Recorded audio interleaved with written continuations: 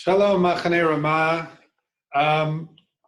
Welcome to making the perfect cup of coffee in this crisis time in the world and what we can learn about it. What are the midot that we can learn from making the perfect cup of coffee that's relevant to our lives right now? And I argue there are three midot. One is savlanut. You have to have savlanut. Savlanut meaning patience. The next midah is called anava.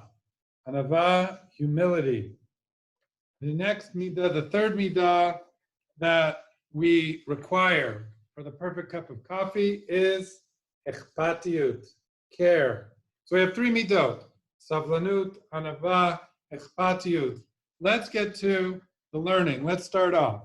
Now, what are the midot of savlanut that come when you're making the perfect cup of coffee? First of all, the perfect cup of coffee, I argue, in my opinion, is done with the pour over. The pour over is the perfect way to make that perfect cup of coffee. You have your filter, you have your pour over vessel. That's the way to do it. Now, the first place where savlanut comes into play is in your water temperature. On the top of your vessel, you have your water temperature gauge. You have to wait till your coffee gets to the right temperature. Pouring too early when the water's not hot enough will compromise quality. Pouring too late when the water has gone way over the right temperature is not the right thing to do. You want to pour your coffee in the green zone, which is on the filter. There, you're going to be pouring at around 208 degrees. That's the right temperature to be doing your pour over. Again, the other midah of savlanut comes out in the spout. You can see the spout is thin. You don't take off the lid and smash your coffee in there without patience. No. You use the thin spout to pour it around gently, starting around the edge, working your way to the middle.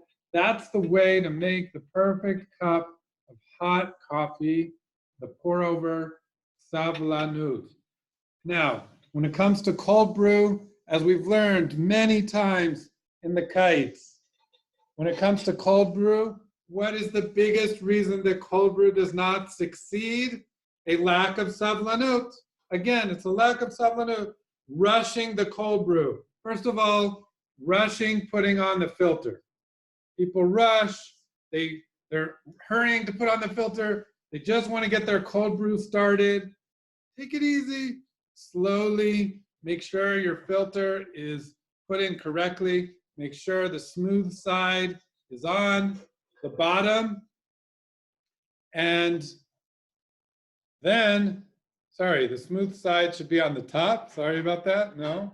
If you put the rough side on the top where it's going to hit the coffee is going to get stuck in here. Smooth side is on the top. Then carefully putting in your filter, connecting it, putting it on, pouring in the coffee here. Now, what's the biggest mistake that's made in the cold brew? It is a lack of savlanut. Trying to pour the water too fast. Not being careful with getting your drip rate right because you're in a rush. You want that cold brew to be ready quickly. No, take a deep breath, calm down, get the filter in right, and make sure that your drip rate is not too fast. You want a drip rate that's going 1 per second. That's going to go through the coffee too quickly. It's going to compromise taste. You want a drip rate, you want a 3, 4, 5 second drip rate, and you want to make sure that the coffee in the inside is set up correctly. You want to manipulate it a little bit with your finger to make sure you have that area in the middle and let that drip through nice and slowly. Again, what's the midah? The midah is savlanut. And that we learn in the cold brew, that we learn in the hot coffee as well. Now we're going to move on to our second midah, which we call anava. Okay, anava, humility. Where do we learn this in the coffee?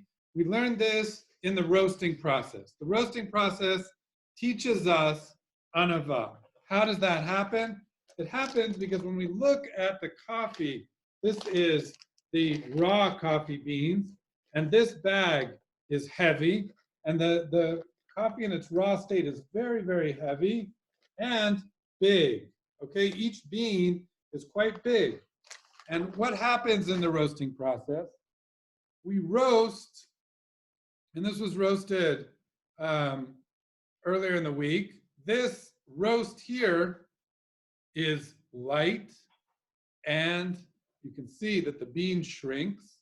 And not only that, the raw bean sheds its chaff, which is its chitzoniyut, its gava. It shreds that and it flies off into the wind, okay? Leaving the beautiful, humble bean that you see here, the light bean, the bean that is ready now to roast. Roasting then is really a class in anava. It's a class in anava, roasting. Another place where we learn anava is when we get the bloom of the coffee. When we pour over, a lot of times we'll see that beautiful bloom. And if we're pouring correctly, the bloom of coffee is not a bloom of gava. It's not a show-off bloom. It's a bloom. It's a gentle bloom. It's a beautiful bloom. It's an anava bloom. It's a bloom of humility. And that's what we get when we're pouring correctly. So the second lesson that we learn in making that perfect cup of coffee is that in the roasting and in the bloom, we learn the midah of anava. Moving on to our last midah. The last midah that I wanted to talk about is echpatiyut. And I would say this is probably the most important midah in the coffee making, in making that perfect cup of coffee. It is echpatiyut. It's the care. It's the thinking of all of the details. It's putting everything together to make that perfect cup of coffee. And the way that that is done is, first of all, do not serve your coffee in a cup that has not been heated. If the cup is cold, the hot coffee that you have done carefully, that you waited for the correct temperature to get to and poured it over and put all that work into, is now going into a coffee cup, which is going to cool it and compromise that taste. Therefore, what you need to do is gently heat the cup. The cup, it's easy to heat it up. You take your spout, you pour it around the edge, you swirl it around a couple times to get that coffee cup nice and hot, and then pour out that hot water. You can feel the cup is ready to receive the blessing of the hot coffee coming through the filter. Another thing of care in making your coffee is using beautiful equipment. When you're making a cup of coffee, you're not just going to use any glass container. You're going to use a beautiful glass container that pours the coffee in the most aesthetic and beautiful way into your cup possible. Look at this beautiful glass container that we use here to make our hot coffee. The handle is a joy to hold. The glass is beautiful. Once the coffee is in here, we see its nice color, and we pour it into our glass, which is ready to receive this blessing. Okay, this is called echpatiyut. This is about caring about my cup, caring about my vessels, my kelim. And one last note about echpatiyut in making your perfect cup of coffee. When you are pouring through the filter, do not pour through a dry filter. A dry filter has a certain taste to it. First you want to do is pour the hot water over the filter, let that drain out either in the sink or in another cup to get out that bad taste of the paper.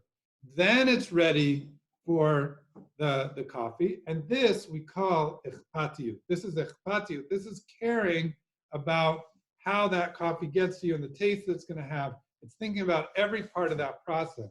So it's the beauty of the glass, it's the wetting of the filter, and of course, it's the preparing the vessel with hot water to receive the blessing.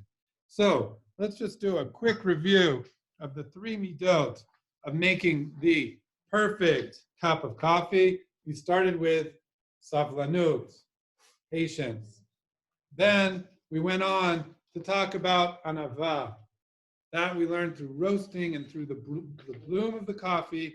And finally, we get to echpatiyut. Echpatiyut, care in every stage in the process. Now that we've done that, we're ready to move on to a tiny bit of Torah that is related to this whole thing. When we open up Leviticus chapter 26, verse 37, Vayikra perek kavav lamed zayin, the Torah speaks about warnings that will happen to the people of Israel if we transgress.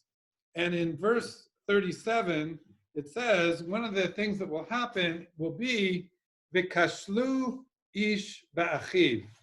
And kashlu literally means to fall over, to stumble over. One of us will fall over our friends. In other words, we will all stumble over each other. That's what the verse is saying. The kashlu ish ba'achiv, we'll all stumble all over each other. But what does that exactly mean? We will stumble all over each other. We look in the Midrash Halacha on Sefer Vayikra. The Midrash Halacha is the halachic midrash on the Halacha. And the halachic midrash of the Sifra says the following: V'kashlu ish ba'achiv, eino omer ish ba'achiv, ela ish ba'avon achiv. We will not fall over our fellow, we will fall over the transgressions of our fellow. We will not, when we are doing good, we're not falling over anything. The only time we will fall over is when someone is doing something that is wrong. Then we will stumble over. And the Midrash then goes on to say the famous words, Milamed, this teaches us, Shekol Yisrael arevim zeh bazeh. All of the people of Israel are related one to the other. We're all integrated into one. And I would add that kol ha'olam kulo arevim zeh bazeh. I think that's one of the things that this crisis is teaching us, is that we are all related one to the other, and that this is a warning of how we need to be more thinking about our friends, our fellows, wherever we are in the world, thinking about making the world better, thinking about making ourselves better, so that we're not doing something wrong and someone will fall over my mistake. If we actually imagine that when we go around the world, we're trying to make it so no one stumbles over, I think that's a helpful metaphor for success. And certainly in this Corona crisis, that is absolutely true. And the whole idea of staying away from each other, finding out who has the virus and who doesn't, that is the key to making sure that we get through this crisis healthy and with the least amount of damage to us all. So it's about thinking about everyone.